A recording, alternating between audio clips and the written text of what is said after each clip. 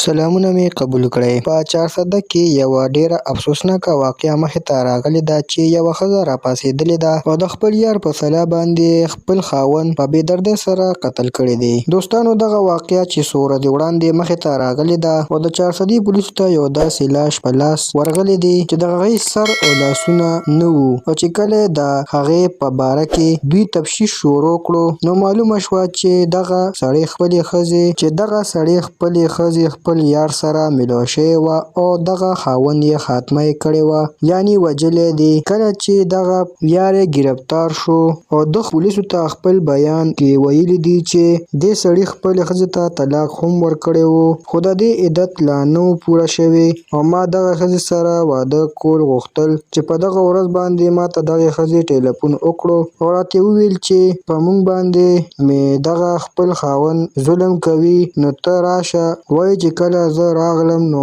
په دغه دوران کې موږ جنګ شروع کړو او ما دغه سړي باندې په څټک باندې ګوزارونه وکړل چې بیا مې دویم ګوزار هم ورکړو او هغه په ځمکه راپرېوتو او مړ شو. دی وایي چې ما هېڅکله نه غوښتل چې زه دا سړی مړ کړم، خو دا د قدرت کارونه وو او هغه مړ شو.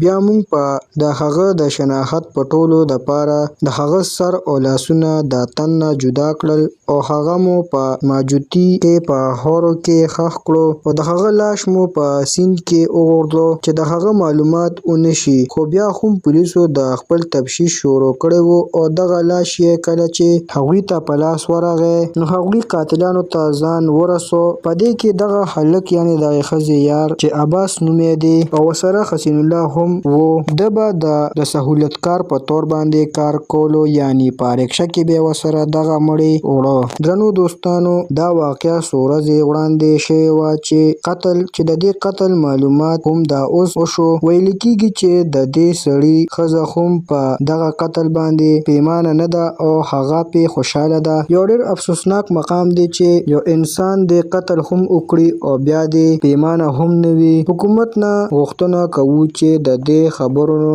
د کمي دپاره داسې مجرمانو دپاره سخته سزا ورکړي چې هېڅوک هم داسې کار ونه کړي. دوستانو، تاسو د ټولو هم ډېره مننه کوم چې ویډیو هم راسره تر اخره پورې وکتله او د بلې ویډیو پورې د الله په امان.